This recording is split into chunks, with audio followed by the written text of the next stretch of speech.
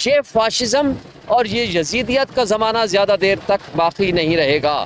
لہٰذا آپ کو یاد ہوگا کہ عمران خان صاحب کا جب دور اقتدار تھا پی ٹی آئی کے زمانے میں، یہ ساری پولیٹیکل پارٹی دھرنا بھی دیا اور احتجاج بھی لے کر آئے اسلام آباد میں، کسی کے خلاف کوئی ایکشن نہیں ہوا. لیکن ہمارے خلاف جو کچھ کر رہے ہیں وہ سب آپ کے سامنے ہے.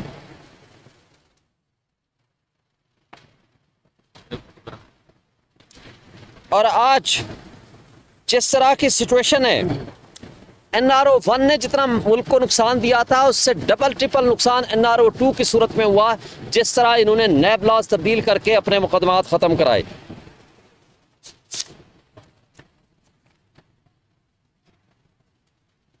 اور ایک بات یہ بھی ذہن میں رہے کہ یہ تمام وہ مقدمات ہیں جو ان کے اپنے زمانے میں بنے، سوائے ایک شہباز شریف کے جو وہ 24 بلین روپیز کا بنا تھا، جس میں ان کو فرد جرم عائد ہونی تھی، اور اسی دن وہ پرائم منسٹر بنا اور سارے کیسز ختم کر دیا. اور جس جج نے ان کو حق میں فیصلہ دیا اس نے اس کو انفارمیشن کمشنر بنا دیا. آپ نے یہ سارا کچھ دیکھا. اور اس کے ساتھ ساتھ آپ یہ دیکھیں کہ ان لوگوں نے وائٹ کالر کرائم کو اس طریقے سے یہ پروٹیکٹ کر رہے ہیں چونکہ خود اس میں یہ لوگ ملوث ہیں. اگر یہ ملوث نہ ہوتے تو اس طرح کی سچویشن یہ نہ ہوتی جو آج پاکستان میں ہے. اور خان صاحب کہہ رہے ہیں کہ میں جو بھی بات کر رہا ہوں یہ پاکستان کے مفاد کی بات کر رہا ہوں. میرا مفاد پاکستان کا مفاد ہے، کیونکہ آج بھی 85-90% عوام عمران خان کے ساتھ کھڑی ہے، اور ان کا مقصد اور مطمع نظر صرف یہ ہے کہ کسی طریقے سے ملک بچے. اور ملک کی قوم کے اوپر جو اس وقت بے روزگاری کی صورت میں، مہنگائی کی صورت میں اور معاشی تباہی کی صورت میں جو ظلم ہو رہا ہے، اور جس طرح بنیادی انسانی حقوق معطل ہیں، جس طرح کی ہماری خواتین پہ ظلم ہو رہا ہے، جس طرح کے ہمارے پروٹیسٹ کے اوپر یہ لوگ پرچے کاٹ رہے ہیں، یہ کسی صورت آج نہ جمہوریت ہے، نہ آج اس ملک میں کسی لحاظ سے آئین اور قانون کی حکمرانی ہے. اور اگر عدلیہ آزادانہ فیصلے کرنے لگے تو ان کے اوپر سب سے زیادہ یہ پریشر ڈالتے ہیں. اور الیکشن کمیشن نے، آپ کو پتہ ہے کہ الیکشن کمیشن آف پاکستان نے اپنے جرائم کے اوپر پردہ ڈالنے کے لیے آج وہ اپنے ہینڈ پک ججز جو ریٹائرڈ ججز ہیں ان کو لگانا چاہتے ہیں، تاکہ وہ جو مینڈیٹ چوری ہوا ہے اس کے اوپر پردہ پوشی ہو سکے اور اس پہ پردہ ڈال سکے. Thank you. اچھا یہ بتائیے گا آپ نے مذاکرات کے لیے آتے رہتے ہیں، کیا آپ کی پارٹی کے اندر ایسا پتہ نہیں تھا کہ آپ اس کو آگے رکھتے ہیں؟ دوسری بات یہ کہ آپ خان کے بارے میں کہتے ہیں کہ وہ بڑا غلط استعمال کرتے ہیں، آج اتنا پیارا ہو گیا کہ آج دیکھیں، پہلی بات تو یہ ہے کہ ہم ہر پولیٹیکل پارٹی کے ساتھ مذاکرات کر رہے ہیں سوائے ان 3 کٹ پتلی اور ڈاکوں کے جو اس وقت اقتدار میں ہیں. محمود اچکزئی کو اس یونائٹڈ اتحاد کا ہم نے سربراہ بنایا. جب وہ یونائٹڈ اتحاد کا بحالی آئین کے پاکستان کی اگر ہم تحریک کا اس کو سربراہ بناتے ہیں تو ہم نے اس لیے اس کو مینڈیٹ دیا کہ وہ مذاکرات کرے گا، چونکہ وہ ہماری اپوزیشن کا، کیونکہ ہم یہ کوئی مذاکرات اپنی ذات یا اپنی پارٹی کے لیے نہیں کر رہے، ہم اپنے ملک کے لیے کر رہے ہیں. جب ہم ایک آئین کی بحالی کے لیے ایک موومنٹ چلا رہے ہیں تو یہ ضروری ہے کہ جو اس کا سربراہ ہے ہم نے اس کو امپاور کیا ہے. مذاکرات کن سے کریں گے؟ اسٹیبلشمنٹ کے ساتھ کریں گے، پارٹیوں کے ساتھ کریں گے، حکومت کے ساتھ؟ جب کوئی بات سامنے آئے گی اس کا جواب آج خان صاحب نے دیا ہے، جب کوئی بات آئے گی اس کا جواب اس سے پہلے بھی 3 دفعہ ایک کمیٹی بنائی گئی مذاکرات کرنے کی، اس کا بھی رزلٹ ابھی تک نہیں سامنے آیا. ابھی تک کوئی رزلٹ جب آئے گا، کوئی بات ہوگی، کوئی سبسٹانشل بات ہوگی، سب سے پہلے ہم آپ سے میڈیا سے بات کریں گے. Thank you. اشتیاق صاحب ہمارے آئی لیف کے صدر ہیں، یہ بات کریں گے. بسم اللہ الرحمن الرحیم.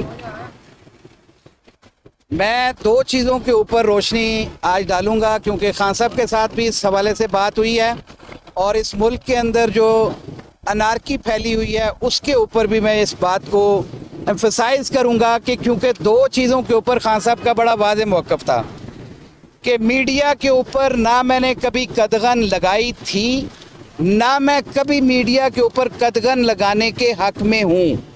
یہ عوام کی آواز ہے اور عوام کی آواز کو ہم دبانے نہیں دیں گے.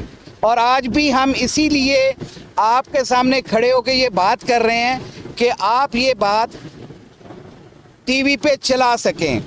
बड़ी मुश्किल से आप चलाते हैं, लेकिन वी अप्रिशिएट इट कि आप अपनी भरपूर कोशिश के साथ हमारी कोई बात वहाँ पे चलाते हैं। खान साहब का ये कहना था कि अगर मैं मीडिया के ख़िलाफ़ होता, एक सवाल था वहाँ पे, तो फिर मेरी पार्टी ना बनती। मेरी पार्टी मीडिया के प्रोजेक्शन की वजह से, मीडिया के ऊपर मेरे जो बात थी, मेरा नैरेटिव था, उसको दिया गया, जिसकी वजह से आज मैं इस पार्टी को लेकर चल रहा हूँ। इसके साथ साथ जो दूसरा सबसे बड़ा मसला है कि हमने कभी जुडिशल इंटरफेरेंस नहीं की है।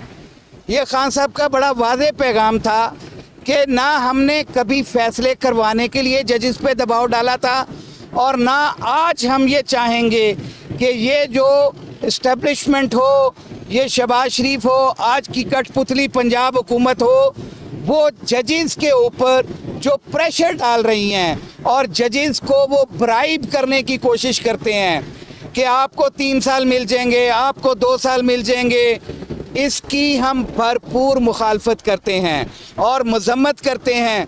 कोई ऐसी हम किसी किस्म की आईनी तरमीम नहीं होने देंगे जिसके अंदर किसी एक चीफ जस्टिस को 3 साल दिए जा रहे हों, किसी जजेस की उम्र में इजाफा करके कोई अपना बेनिफिट लेके देना चाह रहे हों।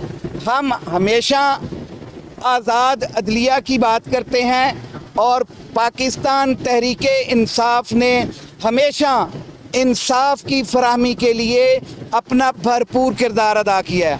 आज भी हम जजेस से एक्सपेक्ट करते हैं, वो हमारी रिज़र्व सीट्स का इशू हो, वो 24 तारीख को लगा हुआ है, वो इलेक्शन ट्राइब्यूनल्स को चेंज करना हो इलेक्शन कमीशन का, उसको हमने कोर्ट्स में चैलेंज किया हुआ है, वो हमारे मैंडेट को चोरी किया है, हमारी इलेक्शन पिटीशंस मौजूद हैं, हमारे खिलाफ बायस्ड इलेक्शन कमीशन ने दोबारा गिनती के ऑर्डर करके हरे हुए लोगों को जितवाने की कोशिश की, हमने उसको चैलेंज किया और लाहौर हाई कोर्ट से, इस्लामाबाद हाई कोर्ट से हमने वो कामयाबी हासिल की है।